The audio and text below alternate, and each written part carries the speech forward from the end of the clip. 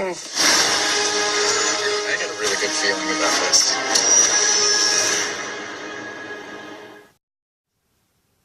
Hello, my name is Fu Manchu, and it's time to talk about the Ehrenreich in the room. Yep, Alden Ehrenreich. Now, it seems like a lot of people on the internet are not very happy with the fact that he'll be playing young Han Solo. And I'm here to say, I don't really mind the fact that he got the part of Han Solo. I mean, I think he's good looking enough to play the character. Do I think he looks like Harrison Ford? Well, no, but that's because Harrison Ford had a timeless quality to his looks, kind of like Cary Grant and stuff like that. So that's really hard to replace. And although, like I said, Alden Ehrenreich is very good looking, he doesn't really resemble Harrison Ford at all. When I look at him, the first person I think of is a young Johnny Knoxville. So, I mean, I guess if they ever make, Jackass the biography, Alden would be a great person to play young Johnny Knoxville. Now, that said, looks aside, the thing that bothers me about Alden is, as an actor myself, when I saw him in the movie Hail Caesar long before he was ever announced to be in the Solo movie, I thought, wow, this guy can't act. Now, maybe it was because of the character he was playing in the show, maybe he's good in other things, I don't know. But when I started hearing stories from the Solo set about, man, this Alden Ehrenreich guy, he needs acting lessons, the first thing I thought was, well, didn't you see Hail Caesar? Jeez. But you know what? Listen, let's cut him some slack. Maybe this movie will be good, maybe he'll play Han Solo, the character, not Harrison Ford, but the character of Han Solo. Maybe he'll do, justice to the character, because that will be a hard character for him to play, because the person that plays him has to not only play the character of Han Solo, but they also have to play the character of Harrison Ford. And Harrison Ford has a very distinctive, voice, the way he moves his mouth, the way he stares, everything. It's very, very distinctive. And aside from finding somebody who's young who can do a spot-on impression of Harrison Ford and Han Solo, I mean, that would be near impossible. What?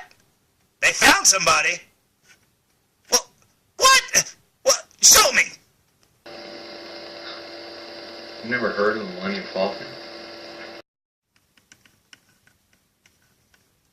Wow. Disney, what were you thinking? I mean, seriously, this Anthony and Gruber guy is amazing. He not only does an impression of Han Solo, but he also does an impression of Harrison Ford's mannerisms. He's amazing. What's going on? And don't tell me that, oh, well, we couldn't cast him because he would need acting lessons. Well, you paid for acting lessons for Alden. Jeez. So, I don't get it, man. You even had all the Star Wars fans pushing for this Anthony and Gruber guy to get the part. Oh, now I see. See, the new Disney Star Wars movies, they don't care about the fans. They don't care what the fans want. They cast who they want to cast. They do it the way they want to do it, and we're all supposed to be hardcore fans that'll accept it no matter what. I get it.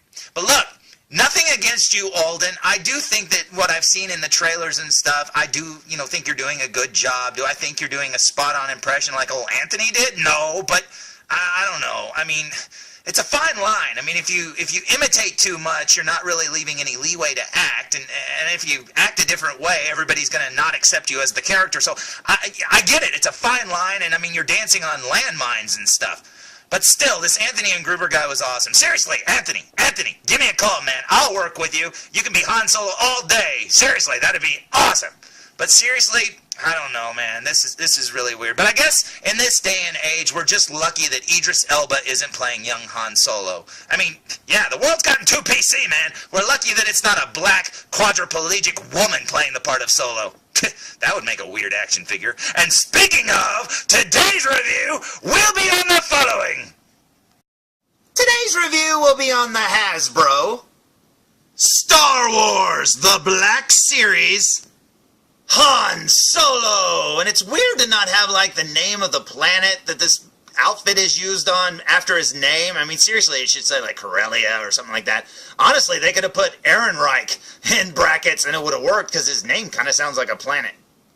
But here's the package right here, and I love that artwork off to the side. It looks like he's saying, did you just say my name sounds like a planet?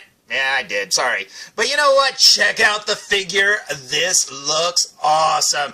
And you know what? Anybody out there that doesn't like the idea that Alden Ehrenreich is playing Han Solo cannot deny that this is an awesome-looking figure. The way that face is painted, his outfit, everything about this is so cool indeed, and I'm very, very happy with it. And I can't wait to see it out of the package. But first, let's look at the back of the package, shall we? So, here's the back of the package, and you have the Star Wars The Black Series logo. You have his number 62, and a little bio that says Han Solo. Han Solo reinvents himself after leaving behind his old life. Now, Solo is growing increasingly comfortable traveling with lawbenders and scoundrels. Scoundrel. Scoundrel. Oh, I see what you did there. You made a Star Wars reference. Oh, how cute. Not to mention totally original. But anyways, you know, without Star Wars references in these new Star Wars movies, I doubt we'd have any new movies at all, because seriously, I think that's all they know how to do is make references back to the other movies. But anyways, I absolutely love this picture here of Alden Ehrenreich as Han Solo. It looks really cool. Plus the way it's drawn, it looks like the way he would look if he were printed on money or something like that. That is very cool indeed. Now, looking at this picture, I have to wonder, are they going to go all the way and show how he gets the chin scar on his chin? Because, you know, Harrison Ford has that chin scar, so therefore Han Solo has that chin scar. And my guess is, yeah, they'll actually show it in the movie. Now, they're talking about turning Solo into a trilogy, and jeez, everything's a trilogy these days. So maybe they'll save it for the next movie. But my guess is, yeah, he'll slam on the brakes on the Millennium Falcon or something and then hit his chin on the steering wheel or something like that, and then he'll get the scar. But yeah, I bet you we see it in the movie. But anyways, that's enough of the back of the package. Let's go back to the front of the package, shall we? So, here's the front of the package for the very last time, and you know what? Seriously, this figure looks amazing, and I can't wait to see it out of the package. So I say we open it! So, here's Mr. Ehrenreich fresh out of the package, and I have to say, this figure looks amazing. That head sculpt is so good.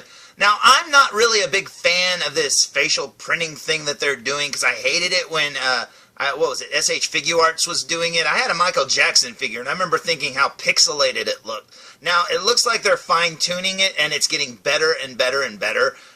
You know, it's a big jump to go from the painted faces to this. I mean, this is like night and day. The subtlety of the color of the lips and the shading under the eyes and everything, it just looks so amazing. So yeah, I'm loving this. It looks so good. Then you got his outfit down here. You've got his jacket, which looks amazing. I love that coat. You got his classic gun belt right there. It looks like they didn't change it one bit. And he's wearing his Han Solo jeans with a little red stripe down the side. And he's got the big old riding boots. And that is very awesome indeed. So let's flip him around, shall we?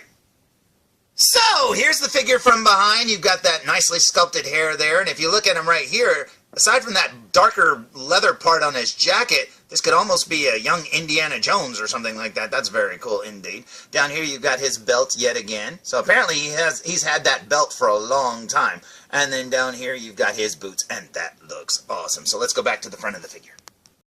Now, you're probably saying, hey, what did he come with? Well, he came with his classic blaster. And if you look carefully on his hip, you'll see that he has a gun holster, which the gun fits in perfectly for quick drawing Greedo shooting action, and that is awesome. So I say we waste no more time and look at this figure up close. What do you say?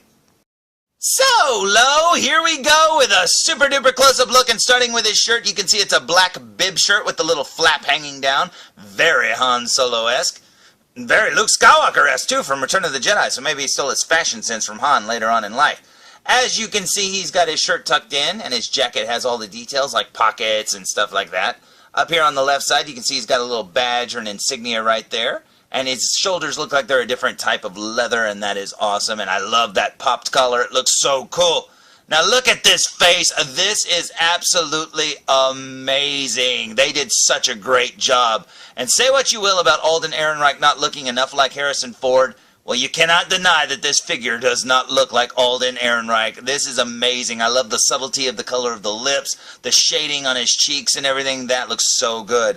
And look at his hair there, the detail in it. And you can even see that it even has some highlights in it, and that is awesome. Now, turning the figure to the side to get a better view at all the detail in his hair, and I love how that's pushed back over his ear. That looks very cool. He has long sideburns, and there's his profile. Now, his profile isn't much like Harrison Ford's, but that's just something we've got to get used to. As you can see, my figure has a little mole there on his jawline, but I'm sure yours won't have that. Working our way down his sleeve here on the left, and you can see that his is actually plain on this side, but on the other side, he's actually got one extra little bit of detail, and there's his hand as well. Now, turning the figure to the right so we can see his other sleeve. As I mentioned, there's a detail here. He's got a little pocket there on his bicep, looking very cool indeed. Working our way down his sleeve here, you can see that his hand has a trigger finger so that he can hold his blaster. And speaking of the blaster, it's inside the holster. And that little strap right there actually unsnaps from the holster, and you can put the gun in and then snap it back, and that is awesome. Like I said right here, this strap is a faux strap. It's not real, it's just painted on, unlike the straps up here on his belt. And he's got all these details, little doodads and stuff in his belt. And this belt is the same belt that he wears in the other movies, so I'm assuming he's had this belt for a really long time. As you can see too, he's wearing a second belt underneath there to keep his pants up. And speaking of his pants, it's the blue jeans with the little red line going all the way down it. And he's got the big riding boots right down here, and that is awesome. Now, looking at the figure from behind, you can see all the detail work in his hair yet again, and that looks so good. The back of his jacket is very plain, but it should be because there's no real details there. Now, if you look down here at the bottom, he actually has two little details, as in buckles and little straps right there on either side, and that is a pretty cool little thing. The back of his belt looks oddly like the front of his belt. I wonder if he ever gets confused when he puts this on, because he's like, which side is my holster going? I can't remember. And then you've got the gun holster right there, and there's that little strap that I said unplugs and plugs back in. And then working our way down his pant leg, you've got his boots again, and that is awesome. Now, like I said, I absolutely love this head sculpt and paint job. They did an amazing job, and I cannot imagine a better figure than this. This is cool. So, here's Han Solo standing next to the Range Trooper, and man, oh man, do they look awesome. Now, when I made my Range Trooper review, I commented on how stubby he was, but look how big he is next to Han Solo. So I take back all my stubby comments there, Steve. You're not stubby at all. So, there's my review of the Hasbro Star Wars The Black Series Solo, a Star Wars story Han Solo figure, and man, oh man, is this awesome. Seriously, this is probably the best Han Solo figure to come out of the Black Series, and you know what? It's all due to that face paint. It looks incredible. Now, here's hoping that they go back and paint some of the Harrison Ford Han Solos like that, because it would look awesome. Now, before I go, I have to say this. Alden, I think you're doing a great job based on all the clips and trailers that I've seen recently. Don't let all the hate get to you, buddy. And if you want to talk, give me a call, man. Maybe we can hang out. We could go to like a cantina, talk about acting. Maybe shoot a green guy. I don't know. Just anything. That might be fun. So, until next time, tune in for more Foo Reviews. You think everything sounds like a bad idea. Hey, this is Nolan North. You don't want to miss Foo Reviews.